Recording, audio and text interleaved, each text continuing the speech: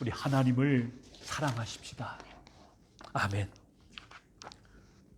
오늘 본문 말씀을 연극으로 치자면 세 개의 막으로 이루어져 있습니다. 제1막은 잔치집의 흥겨운 풍경입니다. 여러분, 잔치집의 특징이 뭡니까? 잔치집은 뭐니 해도요, 아주 흥겹다는 것입니다. 그리고 사람들이 많이 모인다는 것입니다. 정말 그날 하루만큼은요, 아무리 집안 형편이 어려워도 솔직히 빚을 내서라도 마음껏 준비하고 또 함께 잔치를 베려서 온 동네가 함께 기뻐하고 즐거워하는 것, 또 그들의 새로운 시작을 출발해주는, 축하해주는 것, 얼마나 귀한 건지 모릅니다. 그래서 그 동네뿐만 아니라 인근 마을에 다 와서 함께 덕담을 나누고 축복하고 축하하면서 함께 마시면서 한껏 분위기를 고조시키는 같은 날입니다. 오늘 본문의 배경은 갈릴리에서 가까운 가나라는 작은 동네에서 이루어진 결혼식을, 잔치날을 배경으로 하고 있습니다. 한참 잔치가 무르익어서 흥이 막 올라가는데 그만 심각한 문제가 생겼습니다. 포도주가 떨어진 것입니다. 여러분, 포도주는요, 그 잔치에 없어서는 안 될 가장 필수적인 것입니다. 우리 한국으로 치자면 막걸리 혹은 소주라고 할까요? 한참 잔치가 무르익는데 그것이 뚝 떨어진 겁니다. 그 말은 뭘 말하는 겁니까? 잔치가 이것으로다가 파장이라는 얘기입니다. 잔치가 끝났다는 얘기입니다. 유대인들은 참 잔치를 거나하게 합니다. 보통 일주일을 합니다. 일주일을. 그리고 좀 사는 집은 무려 2주간 보름씩을 잔치를 배설하고 온 동네가 먹고 마시는 굉장히 최고의 축제죠. 그래서 교리를 보면 일일제 대단이라고 말하고 있지 않습니까? 그런데 이 오늘 본문의 시간이 잔치 시작한 지 얼마가 됐는지 모르지만 조금 약간 중반전 간 것 같죠? 근데 갑자기 포도주가 떨어진 것입니다. 원래 이 본문의 포도주는요, 우리가 말한 막걸리나 소주하고 좀 다른 성격입니다. 왜냐하면 그 동네는 물이 별로 안 좋아요. 그래서 물 대신 음료수로 했던 것이 포도주고, 그러나 거기도 알코올가 있기 때문에 취하고 흥겨워지는 건 똑같은 효과를 낼 수 있다고 볼 수 있습니다. 이렇게 새롭게 시작하는 이 신혼부부 앞길에 초장부터 엄청난 사건이 터집니다. 막 이렇게 포도주가 떨어진 사건은요, 막 두고두고 사람들이 입방아에 오르내리면서 저들의 앞날에 큰 장애와 고통이 될 수밖에 없었을 것입니다. 자, 그러면 이것은 어떻게 하면 좋습니까? 어떻게 하면 좋습니까? 어디 가서 이렇게 사올 수도 없고, 언제 만들어서 이걸 공급하는 도 많고, 안 돼, 그걸로 잔치가 끝나고 마는 것이죠. 이것은 인생에 가장 기뻐해야 할 결혼식 첫 출발부터 스텝이 꼬이면서 참 낭패스러운 일이 아닐 수가 없습니다. 그렇다면 여러분, 오늘 이 본문이 우리에게 주는 메시지가 무엇입니까? 그것은 이처럼 사람들이 모여서 흥겹고 즐겁고 최고의 기쁨 그 속에서도 얼마든지 문제는 생길 수 있다는 것입니다. 아무리 사람들이 많이 모이고 아무리 흥겹고 아무리 잔치 한복판이라 하더라도 그 속에서도 참으로 삶을 낭패스럽게 하는 인생의 문제는 얼마든지 생길 수 있다는 것이 오늘 본문에 전하는 첫 번째 메시지입니다. 1981년도 7월 29일 날은 영국의 세인트 폴 성당에서 찰스 왕세자와 다이애나 스펜서의 결혼식이 이루어진 같은 역사적인 날이었습니다. 그때 마치 그 성당 안에서 아름다운 동화가 펼쳐지듯 했습니다. 그리고 그 동화의 주인공은 당시 20살에 20살에 꽃같이 아름다운 다이애나 스펜서라는 젊은 아가씨였습니다. 그것이 얼마나 대단했던지 온 TV로다가 전 세계에 그것을 아주 생중계를 했어요. 사람들은 그걸 일컬어 세기의 결혼식이라고 그렇게 불렀습니다. 모든 사람의 환호와 축복과 또 부러움 속에 그들은 새로운 출발을 했습니다. 새로운 시작을 했습니다. 그리고 그들은 어떻게 됐습니까? 동화의 이야기처럼 그리고 그들은 행복하게 살았습니다. 끝! 그걸로 끝났습니까? 어떻습니까? 끊임없이 갈등과 불화설이 나오면서 급기야 스캔들에 걸리고 이혼하고 참 불행하게 마무리가 되고 말았습니다. 불행한 것으로 그치지 않았습니다. 1997년 8월 31일 다이애나는 이집트 재벌의 아들과 함께 프랑스 파리에서 자동차를 타고 가다가 폭날만 나가는 터널에서 그만 대형 교통사고를 당하고 그 자리에서 비명행사하고 말았습니다. 그때 그녀의 나이 꽃다운 36살이었습니다. 제가 오래전에 프랑스 파리의 아버지 학교 강의차 갔다가 그 현장을 찾은 적이 있습니다. 저는 그 대형 사고가 난 그 유명한 그 폭달마 터널이라는 것이 아주 깊고 어둡고 이렇게 휘어졌다고 대형 사고가 날 만한 무시무시한 장소인지 알았어요. 근데 가보니까요, 그건 터널이 아닙니다. 내려가자마자 바로 끝이 보여요. 바로 끝이 보여요. 이거는 사실 일부러 다 내가 사고를 내기 전에는 거기서 사고가 날 수 없는 도로였어요. 내려가자마자 바로 끝이 보이니까요. 바로 올라가니까 이건 터널이 아닙니다. 이제까지 그곳에서 그렇게 대형 사고가 난 적이 없었다고 합니다. 무슨 얘기입니까? 그 화려한 세기의 그 결혼식 거기에 포도주가 떨어진 것입니다. 포도주가 떨어진 것입니다. 포도주는 문자 그대로 포도주를 말합니다. 아까 말씀드린 포도주는 갈증을 풀기 위한 음료수이자 그래도 흥을 돋구는 같은 술의 일종이죠. 그 포도주는 결혼식에 아주 필수품이었습니다. 당시 랍비들은 이런 말을 했어요.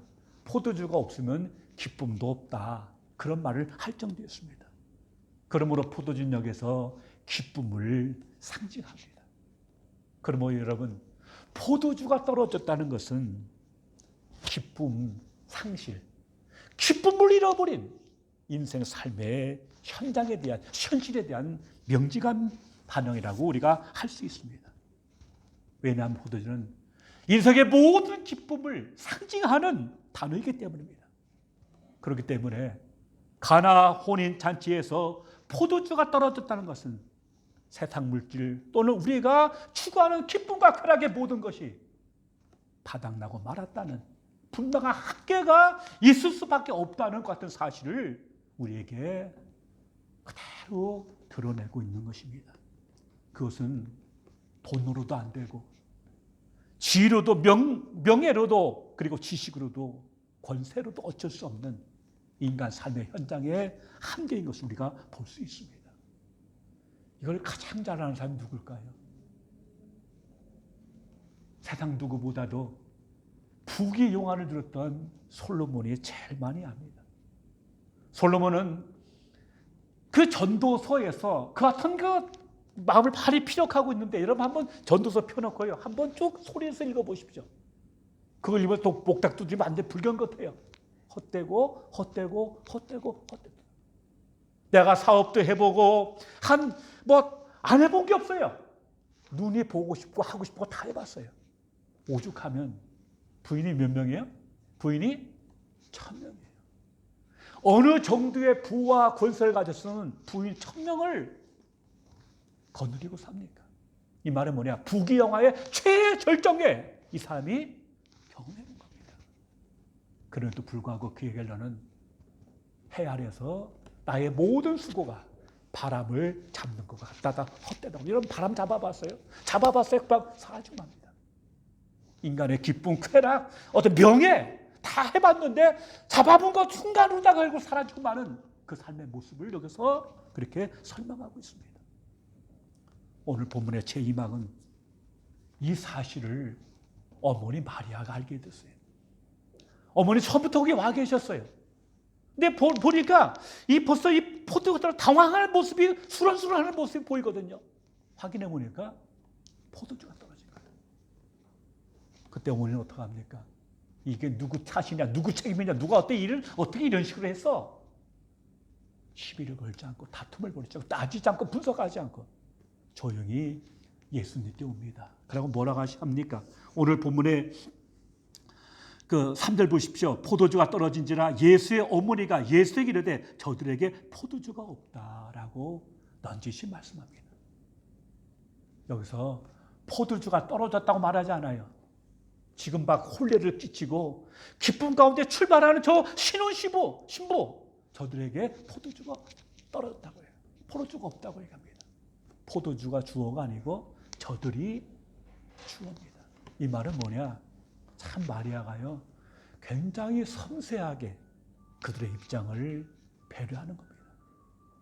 마리아 눈에는 포도주가 떨어진 현장보다도 그 떨어진 포도 때문에 어쩔 줄 당황할 그 신랑 신부가 마음에 와 꽂힌 거예요. 그래서 저들에게 포도주가 없다고 얘기하고 있는 겁니다.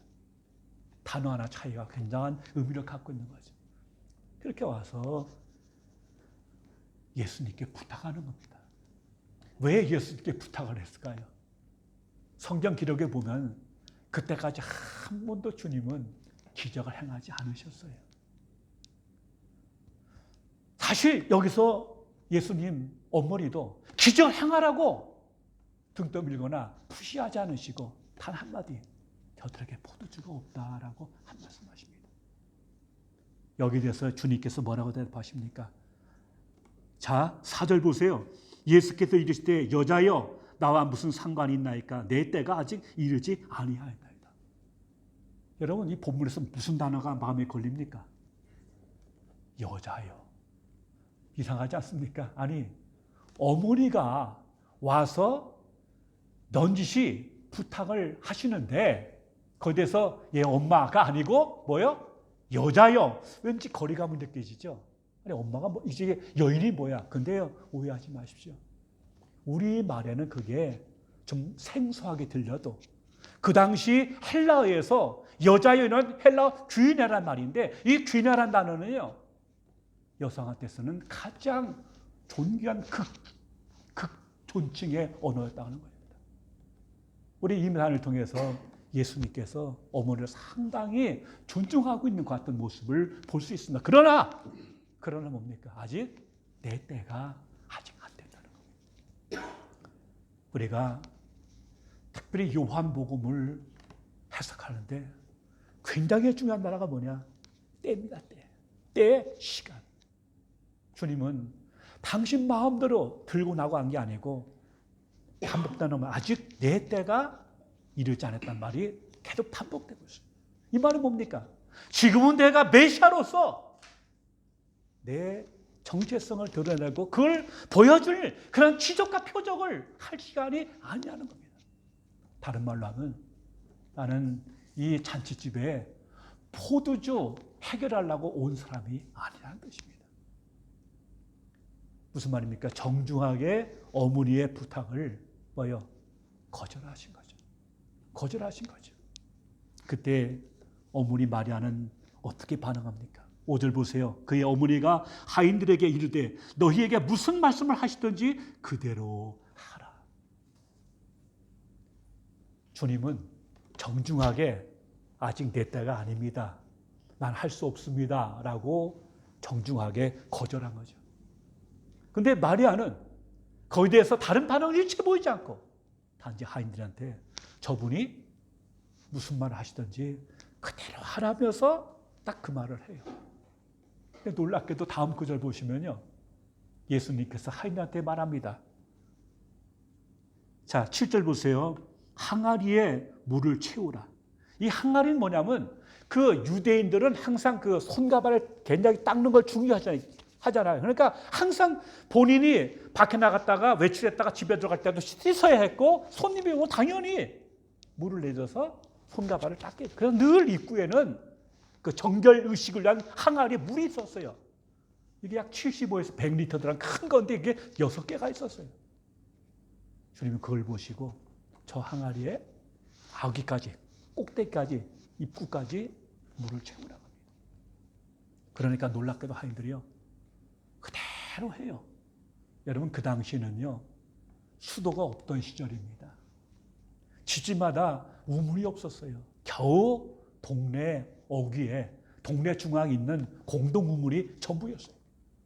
그러니까 그 정도 물을 채우려면요, 하인들이 몇 명인지는 모르지만 아마 부지런히 땀깨나 흘려서 갖다 부어야 그게 여토토에 다 채워질 수 있을 겁니다. 그걸 다 채웠어요. 여기까지가 제 2막입니다. 3막은 뭡니까? 땀 흘리고 그 물을 다 아구까지 충분히 채웠어요. 그러니까 주님이 뭐라 합니까? 그 물 떠다가 누구한테 줘요? 잔치를 주관하는 연회장한테 갖다 주라고 말합니다. 그래서 참 여러분 한번 생각해 보십시다. 자, 우리 강인호 경자님, 하인이나 치십시다. 방금 지금 물 떠왔어요. 내가 지금 상황은 뭐냐? 포도주가 없어요. 내가 그 상황은 알아.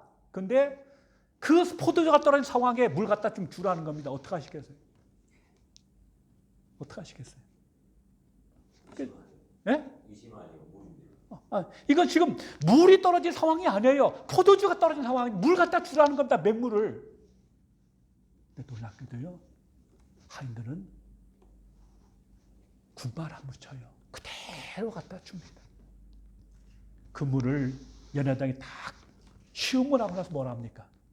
신랑을 불러요. 와보라고. 야, 어떻게 당신이 그럴 수가 있느냐.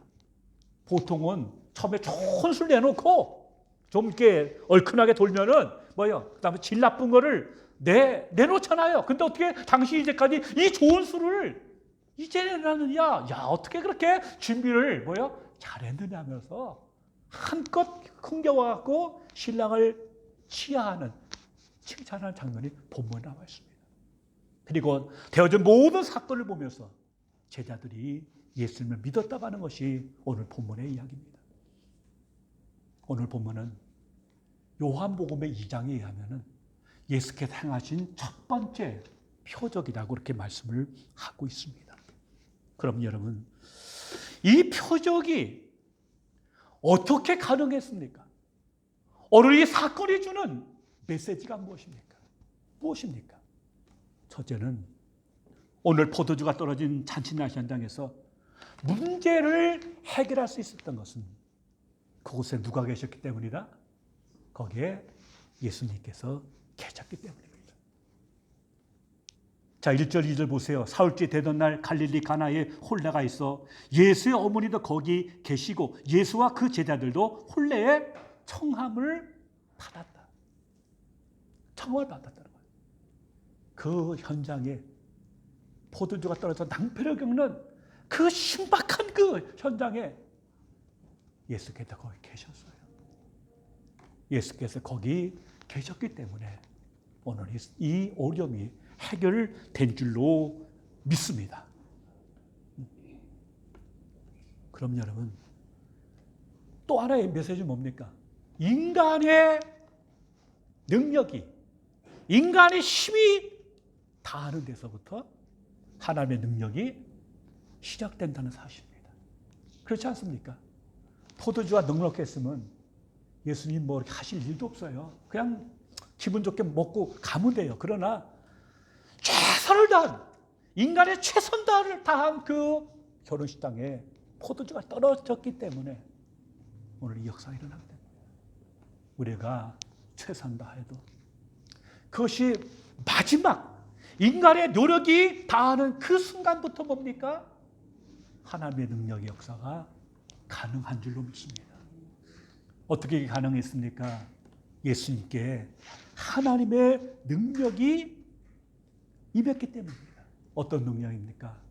천지 만물을 지으신 하나님의 능력이 예수님께 임했기 때문에 이와 같은 표적이, 이와 같은 기적이 가능한 줄로 믿습니다. 둘째는 주님을 알고 주님의 능력을 믿는 사람이 거기 있었기 때문입니다.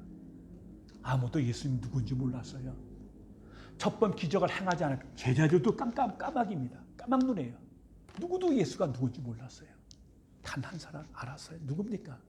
예수의 어머니였어요. 당신이 성령의 은혜를 입고 그 생명을 잉태했고 뱃속에서 키웠고 나서 젖을 물리며 오늘까지 그 인간 예수를 양육해온 어머니, 그 어머니만은 아직 예수님의 역사가 시작되지 않았지만은 그 속에 하나님의 은혜가 있고 하나님의 기적이 있는 것을 어머니는 알았어요. 심지어 예수께서 아직 내 때가 아니라고 했음에도 불구하고 그 예수님의 마음을 읽었기 때문에 하인들한테 무슨 말을 하든지 그대로 하라고 이렇게 말을 하고 있는 것입니다. 예수님, 아무리 우리가 예수님과 함께 있고 예수님 우리 안에 있다들 우리가 그분의 은혜와 능력을 우리가 믿고 신뢰하지 않으면 결국 그 같은 역사가 일어날 수가 없는 것입니다. 그러므로 하나님의 표적은 하나님의 은혜의 기적은 언제든지 예수는 믿고 알고 신뢰하는 그분께 맡기는 그 현장에서 그 은혜의 역사가 일어나게 되는 줄로 믿습니다. 셋째, 이 현장에서 빼놓을 수 없는 분들이 있죠. 누굽니까? 바로 물도원 하인들이에요. 예수님은 당시 물까지 기르다가 그 역사를 하지 않습니다. 여러분, 하나님의 기적을 보면요, 항상 그 인간의 협력이 있어요. 인간의 협력이 있어요. 오늘 본문에서 뭡니까? 물 떠다 놓으라니까 또 왔어요. 물 떠다 주라 하니까 떠다 줬어요. 그 말을 믿고 그대로 순종하는 하인들이 있었어요. 그들의 순종이 있어서 오늘 풍성한 기적이 이루어졌는 줄 믿습니다. 요한복음 11장에 보면은 죽은 지 나흘 되는 나사로가 살아난 장면이 있습니다. 예수님께서는 죽은 지 나흘 만에 현장을 찾아갔어요. 이미 그의 몸은 시신이 굴 속에 집어넣고 무덤에 집어넣고 돌을 갖다 막아놨는데 벌써 썩은 내가 풍겨나와요. 주님은 현장에 섭니다. 그때 뭐라고 합니까? 주님께서 돌을 옮겨놓고 하지 않았어요. 마르다와 마리아한테 뭐랍니까? 돌을 옮겨놓으라고 시킵니다. 사흘 동안 슬퍼서 밥도 제대로 먹지 못한 그 가냘픈 마르다와 마르다에게 네가 바로 저 돌을 옮겨놓으라고 합니다. 주님께서 옮겨놓지 않아요. 여러분, 안에서 썩은 내가 나요. 그 돌을 옮겨놓는다는 말은 무슨 뜻입니까? 내가 믿음은 하나님의 영광을 보리라는 주의 말씀을 믿은 그 믿음이 결국 뭐예요? 돌을 옮겨놓는 거예요. 순종하는 거예요. 주님은 그걸 통해서 저들의 믿음을 확인하는 겁니다. 정말 믿는가? 그러므로 돌을 옮겨 놓는다는 것은 협력한다는 것은 물을 떠온다는 것은 그분의 말씀 앞에 내가 전적으로 믿고 순종한다는 살아있는 표시인 줄 믿습니다. 그래서 결국은 오늘 아름다운 표적, 정말 낭패에 빠진 이 가정이 그 첫 출발부터 정말 신박한 낭패에 빠진 가정이 하나님의 기적을 힘입어서 정말 새로운 출발할 수 있었던 것이 오늘 본문이죠. 근데 마지막 한 가지 불가사의한 의문이 하나 있어요. 주님은 분명히 말씀하셨죠. 여자여, 나랑 무슨 상관이 있습니까? 내가 이거 해결을 온 사람이 아닙니다. 아직 내 때가 이르지 않았습니다. 거절했어요. 근데 주님께서 거절하셔놓고 이 현장에 기적을 행하셨을까요? 왜 그랬을까요? 아마도 첫째는 어머니의 부탁에 대해서 그 어머니의 뜻을 존중하는 의미로다가 하인들 앞에서 그 말을 들었다고 생각합니다. 하인들이 다 보는 앞에서 그 얘기를 했는데 끝내 외면해버리면 어머니의 낯이 뭐가 됩니까? 그렇지 않습니까? 그렇기 때문에 지금 내 시간표는 이게 아니지만 불구하고 그럼에도 불구하고 어머니를 존중하는 그 마음이 어머니의 권위를 존중하는 그 마음이 결국 그 말씀에 따라서 이 기적을 행하는 하나의 요인이 됐을 것입니다. 둘째는 그 그건 더 중요한 것 같아요. 당신의 시간표는 지금이 아니에요. 분명하니 그래 거절했어요. 그러나 지금 이 포도주가 따른 낭패를 당해서 첫 출발부터 고통받고 힘들고 평생 이것이 아픔이 될 젊은 부부를 위해서 그 가정을 위해서 주님은 은혜와 궁유를 베풀어 주신 겁니다. 왜? 우리를 향한 주의 뜻은 우리로 생명을 얻게 하고 더 풍성케 하기 위한 것이 우리 주님의 오신 뜻인 줄로 믿습니다. 그것 때문에 더구나 이 가정이 새롭게 시작한 결혼식에서 이것으로 끝장나면 이 가정이 처음부터 이게 얼마나 컸다는 걸 아시기 때문에 그들의 기쁨을 주시고 은혜를 주시고 그들의 생명을 풍성케 하기 위해서 주님은 당신의 시간표를 어겨가면서까지 그들에게 축복을 허락해 주신 것입니다. 요한복음 10장 10절 이렇게 말합니다. 도적이 오는 것은 도적질하고 죽이고 멸망시키는 것뿐이고 내가 온 것은 양으로 생명을 얻게 하고 더 풍성케 하려 합니다. 여러분 복음서 더 가다 보면요. 첫 번 표적이 포도주잖아요. 물로 포도주 만든 것이고요. 주님의 마지막 포도주 사건이 뭔지 아십니까? 십자가 지시 전에 떡과 잔을 나누면서 이것은 내 살이요 너희를 피는 새 언약의 피 내 피라고 말씀하고 있습니다. 그래서 당신의 피를 포도주하고 동일시하고 있어요. 그러니까 주님의 생애는 어떻게 보면 첫 포도주로 시작해서 포도주로 마치는 것이 주님의 생애예요. 그러면서 포도주는 뭐냐? 궁극적으로 진정한 기쁨, 진정한 구원, 진정한 생명 어디서 오느냐? 우리의 죄를 대신 짊어지시고 대신 피 흘려 죽으신 그리스도의 십자가 고난 그리고 부활에서 인생의 궁극적 행복이, 궁극적 기쁨이, 궁극적 생명이 풍성하게 된다는 사실을 말씀하고 있는 것입니다. 그리고 이렇게 말씀하지 않습니까? 너희가 다 이것을 마시라. 이것은 죄사함을 얻게 하려고 많은 삶을 위하여서 흘리는 바 나의 피 곧 언약의 피니라. 이게 성찬 시간입니까?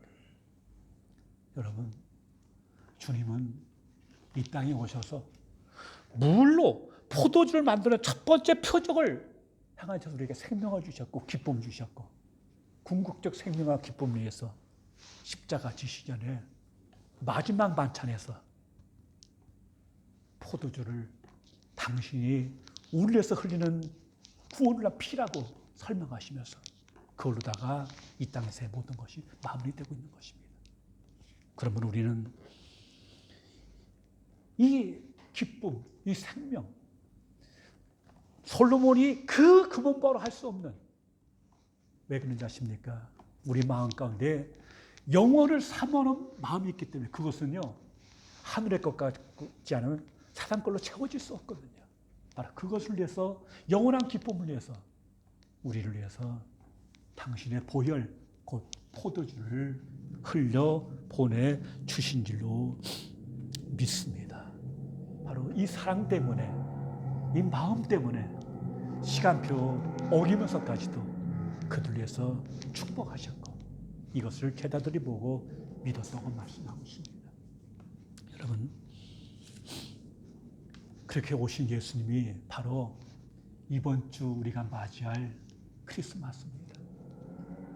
크리스마스는 그냥 먹고 즐길 그것이 아니고 정말 이렇게 나를 위해서 진정한 생의 기쁨과 행복을 위해서 오신 예수님, 나를 위해서 피 흘리시고 죽으시기 위해서 오신 예수님, 그분을 다시 한번 마음속에 영접하시고 그분과 함께 새롭게 거듭나서 그분과 함께 새롭게 시작하는 그 삶이 바로 크리스마스입니다. 여러분, 여러분에게는 포도주가 넉넉하십니까? 잔치집에 포도주가 떨어졌다면 우리한테는 양식이 떨어졌고 건강이 떨어졌고 시간이 떨어졌고 에너지가 떨어졌고 무엇보다 삶의 기쁨이 바닥나지 않았습니까? 맹물이 포도주로 바뀌는 것처럼 진정한 변화도 인생의 샘솟는 기쁨도 오직 예수 그리스도 안에서만 가능함을 믿습니다. 이 예수님을 마음속에 모셔드리십시오.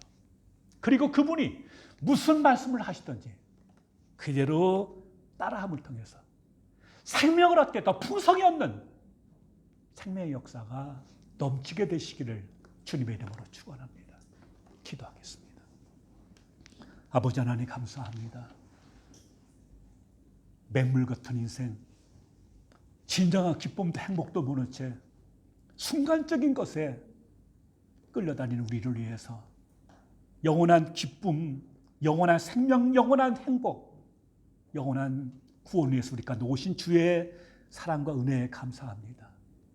우리가 예수님을 마음속에 모시고 우리 인생에 모시고 그대로 삶을 통해서 산톱도 흘러는 주의 기쁨을 누리게 하시고 생명의 풍성함을 누리며 이 생명의 풍성함을 흘러보내는 하나님의 사람들 되게 하시고 무엇보다 이번 성탄절이 더 주님께 가까이가며 주님을 마음속에 새롭게 모시며 거듭나는 복된 생애 전환점이 될 수 있도록 은혜 더해 주시옵소서.